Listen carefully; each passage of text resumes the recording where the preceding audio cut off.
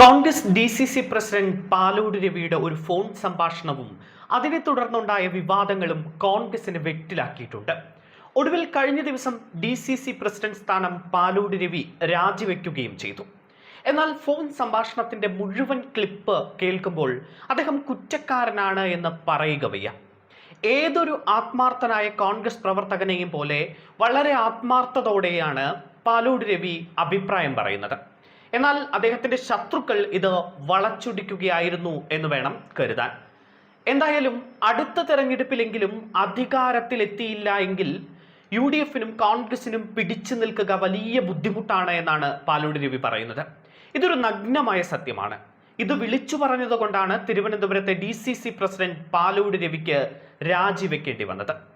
പാർട്ടിക്കകത്തെ പടലപ്പിണക്കം പരിഹരിച്ച് മുന്നോട്ടു പോയില്ല എങ്കിൽ തെരഞ്ഞെടുപ്പുകളിൽ പിടിച്ചു നിൽക്കുക പ്രയാസമാണ്. ഈ സത്യം പാർട്ടിക്കകത്തു പറയുന്നതിന് പകരം ഒരു ഫോൺ കോളിൽ പറഞ്ഞതും അതിലെ ഒരു ഭാഗം മാത്രം വലിയ രീതിയിൽ പ്രചരിക്കപ്പെട്ടതും രവിയെ കുടുക്കുകയായിരുന്നു. പാലോട് രവി LDFനെ പുകഴ്ത്തി പറഞ്ഞു എന്ന രീതിയിലാണ് ഈ ഫോൺ റെക്കോർഡ് പ്രചരിച്ചത്.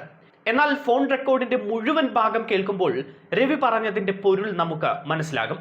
തെരഞ്ഞെടുപ്പാണ് വരാൻ പോകുന്നത്. എല്ലാവരും ജനങ്ങളിലേക്ക് ഇറങ്ങി അഭിപ്രായ വ്യത്യാസങ്ങൾ മാറ്റിവെച്ച് പ്രവർത്തിക്കണം എന്ന ധ്വനിയാണ് പാലോട് രവിയുടെ മുഴുവൻ ഫോൺ സംഭാഷണം കേൾക്കുമ്പോൾ നമുക്ക് തോന്നുന്നത്. എന്തായാലും ആ മുഴുവൻ ഫോൺ സംഭാഷണം നമുക്ക് കേൾക്കാം. ഹലോ, നമസ്കാരം.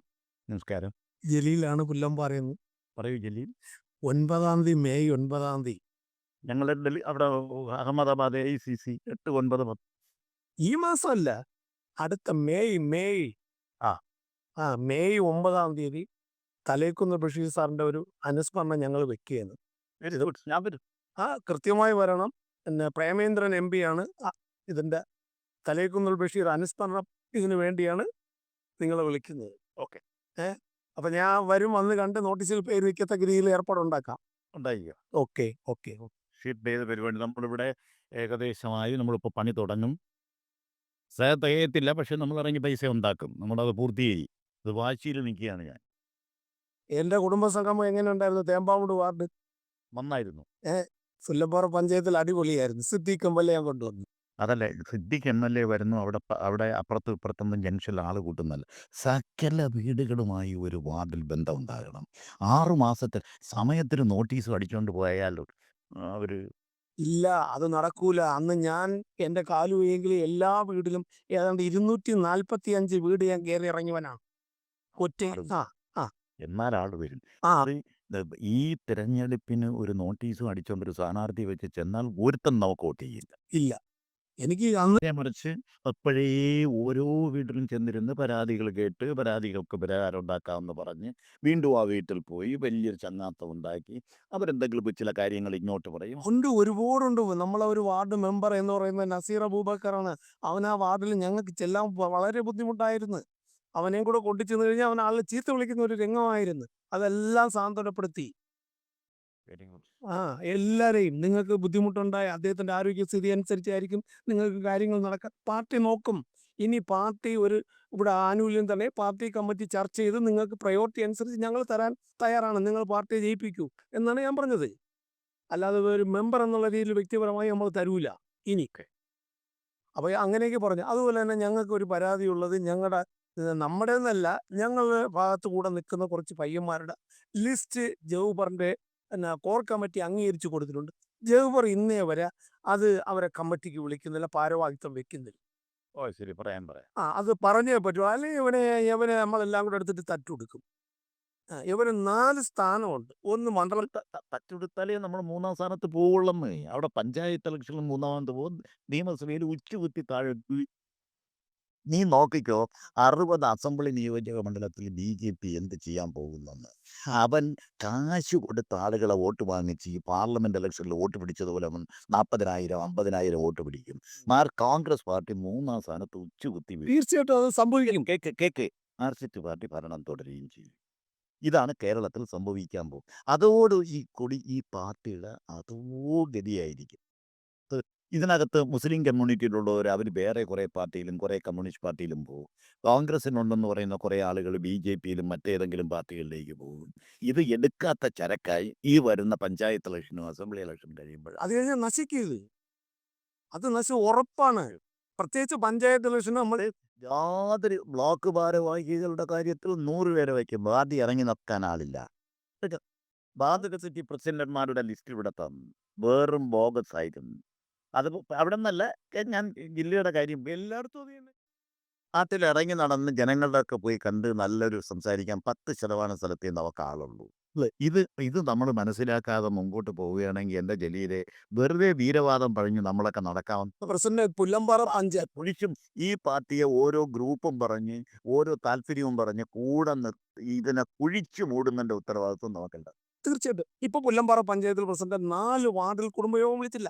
വെള്ളുമനടി, പന്തപ്പിലാവിക്കോണം, പാലാങ്കോണം, പുല്ലമ്പാറ മണ്ഡലത്തിൽ പാണയം. പക്ഷെ ഈ 4 വാർഡും നമ്മളെ കയ്യിൽ നിന്ന് പോകുന്ന രീതിയിലാണ് നമ്മളെ നേതാക്കൾ മണ്ഡലം പ്രസിഡന്റ് ഇടുന്ന ഗ്രൂപ്പിൽ അങ്ങ് ഇടും.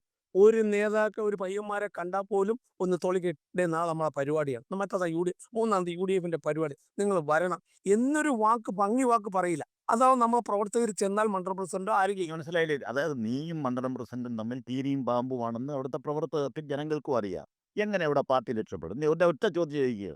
ഞാൻ കീഴും പാമ്പല്ല, ഞാൻ കോൺഗ്രസിന് വേണ്ടി പറഞ്ഞു. അല്ല, ഈ പറയുന്ന കളി ഇത് ഞങ്ങളുടെ മണ്ഡലം പ്രസിഡന്റാണ്, അയാൾ വ്യാപകനില്ലാതെ പ്രവർത്തിക്കുന്നു, അയാൾ ഇതാ ജലീൽ ആത്മാർത്ഥമായി പ്രവർത്തിക്കുന്നു. ഇവിടെ അല്ല പറയുന്ന കളി അങ്ങനെ അല്ലത്തൊരിടത്തും ആ സത്വ എനിക്ക് ഒരു സ്ഥാനം തന്നിട്ടുണ്ട്. ഈ നാശത്തിന്റെ വഴി ഞാൻ പറഞ്ഞു തരികയാണ്. ഒറ്റ ഒരുത്തരും ആത്മാർത്ഥമായി പരസ്പര ബന്ധമില്ല, പരസ്പര സ്നേഹമില്ല, എങ്ങനെ കാലുവാരാമോ, എങ്ങനെ ബഹുജനങ്ങളുടെ പക്ഷെ നമ്മുടെ മുഖം പുല്ലമ്പാറയിൽ വികൃതമാണ്. ഞാൻ ഈ പറയുന്ന വാചകം നീ കുറിച്ചു വെച്ചോ. പഞ്ചായത്ത് ഇലക്ഷൻ കഴിഞ്ഞിട്ട് പ്രസിഡന്റ് 1 വർഷത്തിന് മുമ്പ് എന്നോട് ഇത് എന്ന് പറയും. കാരണം നമ്മുടെ മുഖം അവിടെ വികൃതമാണ്. ഒരുത്തനെ അംഗീകരിക്കാൻ തയ്യാറല്ല. പിന്നെ ഈ ജനങ്ങളുടെ വികസനം ഇതാണെന്ന് മനസ്സിലാക്കാതെ എനിക്ക് നേതാവിന്റെ പേര് പറഞ്ഞ് ഓരോ നേതാവുമായിട്ടുള്ള ബന്ധം സ്ഥാപിച്ചിട്ട് ഇതിനെ ഭിന്നമാക്കുകയാണ്. പ്രസിഡന്റ് ഒരു ജൂഫർ എന്നൊരു വ്യക്തിയോടെ എതിരുള്ള മണ്ഡലം പ്രസിഡന്റോട് എനിക്കെതിരില്ല. ഇവൻ എന്തിനാ 4 സ്ഥാനം? ബഷീർ സാറെ 81 മുതൽ അറിയാവുന്ന ഒരു വ്യക്തിയാണ് ഞാൻ 77 SLCക്ക് പഠിക്കുന്ന കാലത്ത് തൊട്ട് എനിക്ക് സാറിന് അറിയാം. 77 സാറ് കഴക്കൂട്ട 50 സ്ഥാനമുള്ള ആളാണെന്ന് പല DCC പ്രസിഡന്റുമാരും KTC പ്രസിഡന്റും. എന്തിനാണ് സുധാകരന് ND സ്ഥാനം? എന്തിനാണ് സുധാകരന് നമ്മുടെ 40 സ്ഥാനം ഇല്ലാത്ത ഒരാളിന്റെ പേര് പറഞ്ഞതാണ്? എത്ര സ്ഥാനങ്ങളാ? ആ പറ, ഇത് ഏതൊരു ഒരാളിന്റെ പേര് പറ. ആലക്കുഴി ഷാനവാസ് എത്ര സ്ഥാനങ്ങളാ? നിങ്ങൾ അവിടെ വളർത്തിക്കൊണ്ടോ നിങ്ങളുടെ ആ പഞ്ചായത്തിൽ തന്നെ ഇതെടുത്തു? സത്യം അല്ലെ ഞാൻ പറഞ്ഞതല്ലേ, എനിക്കൊരു വേദനയുണ്ട്. ജൗഫറിനോട് വ്യക്തിപരമായ എതിർപ്പുണ്ട്, പക്ഷെ മണ്ഡലം പ്രസിഡന്റിനോട് എതിർപ്പ്. അയാളത്ത് കൂടെ നന്നാവിടെ. വ്യക്തിപരമായ എതിർപ്പാണ് നശിപ്പിക്കുന്ന. നിങ്ങൾ കുഴിച്ചു മൂടുകയാണെന്ന് ഇരിക്കും.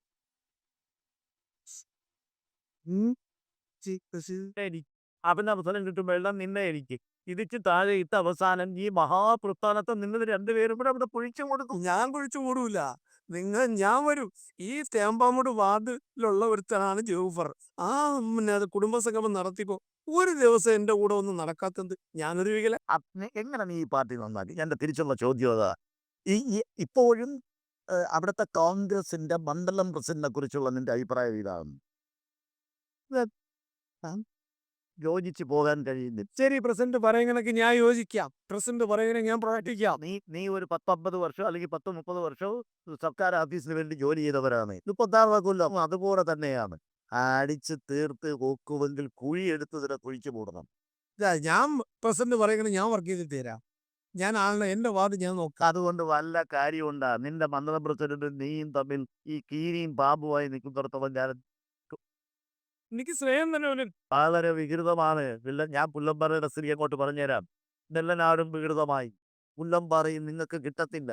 നെല്ലനാട് ഇത്തവണ ഞാൻ വിപണിയിലിടുന്ന ഞാൻ അക്കമിട്ട് പറഞ്ഞു. തീർച്ചയായിട്ടും അവരുടെ ഭാഗത്ത് കുടുംബ സംഗമത്തിൽ പോലും അവരെ വിളിച്ചാൽ വരൂല. ആ സത്യമാണ്. വിളിച്ചാ വരുന്നതല്ല, അവരുടെ വാർഡിനകത്ത് BJPക്ക് വലിയ സ്വാധീനമായി. നെല്ലനാട് നമുക്ക് കിട്ടില്ല, നമുക്ക് കിട്ടത്തില്ല.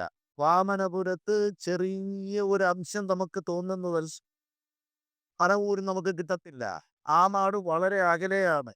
നന്ദിയോട് കൈയിരിക്കുന്ന പഞ്ചായത്ത് പോകും. ഇവരെ കൂടെ ഞാൻ പറഞ്ഞതാണ്.